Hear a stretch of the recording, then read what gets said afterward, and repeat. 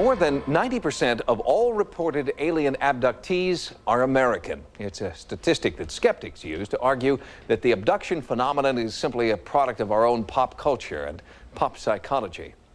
Abduction experts counter that the numbers are skewed because abductees in other countries don't always feel free to come forward.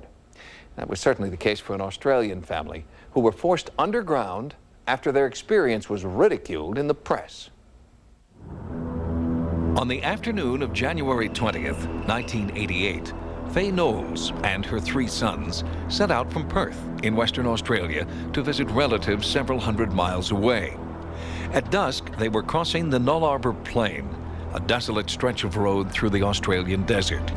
It was here, as day turned to night, that the Knowles encountered something terrifying that remains unexplained to this day. We drove on, and this object kept on following us, and somehow, I don't know how the hell it done it, but it wasn't actually flying, it was just hovering. It didn't have wings or anything like that, it was just hovering. We nearly died. We thought we were dying. And the faster we went, the faster this object went. The Knowles had experienced abject fear at the hands of an unnatural force. Police offered no explanation, and when the family turned to the media for help in finding an answer, the media turned on them. Would you please welcome a couple of people who've seen the light, Faye and Patrick Knowles. What was your first reaction? I thought we were going to die, you know. Did you know what it was? Didn't know. It didn't look like anything you'd ever seen No, before. that's right. The object picked the car up, and Mum wound in her window and put her hand out in the roof, and So you've... actually touched Let me get it. this right. You've been picked up by an alien craft and you've wound down the window, Faye. Yeah, go on. And put your hand on the roof. Because I was curious to see what was up there. So you're way off the ground, you've got the alien spacecraft picking you up, and you've virtually patted it, haven't you? As this was going on, it was like a really loud sound on top of the inside the car, and there was like a material, it was like a fog that was coming into the car, and when the material came into That was your mum's skin burning. The media treating the Knowles family was ruthless. I don't think one person honestly asked sensible questions and tried to console these people and seeing the state of anxiety that they were in. I mean, people would say, oh, you know, you saw things, you're making it up, That's not true. A lot of the interviewers, I find and have found, make a bit of a joke of it and don't really approach it seriously. Some staining due to soot from outer space, others staining due to terrified passengers. The impression I got on the Knowles case that it was a serious and definite event that happened, experience that they had. Here, for the first time outside of Australia, and without reprisal or ridicule, is the story of what happened on that January night in 1988, as told by the Knowles in their own words.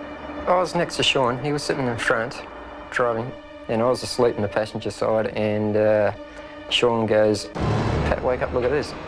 And he goes, and I go to him, "What's the matter?" And he goes, "It looks like a UFO." And I said, "Can't Sean?" We drove up to it, approaching it, and this thing was, at first, it was just stopped in the road, and we approached it. Yeah, it was more like an egg shape.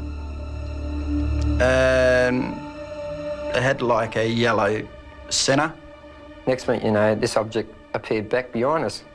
And I said to Sean, "Come put your foot down, let's get going." And that's when I decided to put my foot down. And it just caught up within a matter of seconds. Sparks hit the back tyre like something was trying to blow out the tyre, like the object behind us. It blew the tyre out with like a beam of light. Before we knew it, she just went clunk on the roof of the car. It jumped on the roof of our car and took us up in the air, like that. And as it picked the car lit up like a microwave. It lit up really bright inside. We heard this great big enormous sound. It sounded like a motor or something, I don't know what. It's really hard to describe, like it made us feel like our heads were going to explode. Yeah, we're frightened and like our brain's been sucked out. Yeah, it was hot.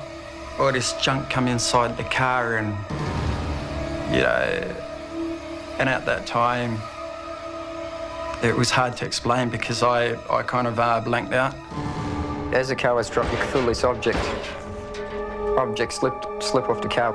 Not long after, it dropped the car. That's when I come out of it. And I took off from the car. I told them all to jump out. We jumped at the car, ran over to the bushes, hid in the bushes. And you could see this thing that was still looking for us. And at the same time, I turned the lights off in the car, and somehow it could not focus on that car. Somehow it was working with our lights. As soon as I turned those lights off, it just could not find us. According to the Knowles family, it was at this point that they experienced what ufologists refer to as missing time. I think we lost about an hour and a half in time, and it's really hard to explain, how long it did take. Local police investigated the incident and found several eyewitnesses who corroborated the strange events on the Nullarbor Plain that night. They were travelling along the road. A bright light appeared in front of the car. Shortly after, the light disappeared behind the car. The car was picked up on the road, shaken violently. The car was covered in ash, black ash. What about the people? Were they harmed at all? Weren't harmed, but visibly shaken up. Many people witnessed the Knowles event, and they were from all professions and walks of life, and they were travelling in different vehicles. So we had people in spotter planes for the tuna boat people. We had the tuna boat people experiencing the UFO light above them. Police investigators and scientists examined the car and analyzed the sooty residue found inside. Although their findings were inconclusive, most of the investigators insisted the damage to the vehicle and the tires was caused by some unexplained but natural causes. A lot of the powers that be put it down to the rising sun or Jupiter or these other things which they think ordinary people mistake these things for, but it's their way of getting around it and not having to do anything about it, I think. We just want people to know what happened to us and that we weren't out for anything, we thought it was amazing ourselves. We thought we'd like to let people know what happened because it's, to us, it was exciting plus very frightening, you can't really explain what it's like unless it's actually happened to you. Like people say, people used to laugh before and make a joke, but now they don't. Since the Knowles experience in 1988, there have been many anonymous reports of mysterious lights hovering over the Nullarbor Plain. But so far, no one since the Knowles family has been willing to come forward and tell their story publicly.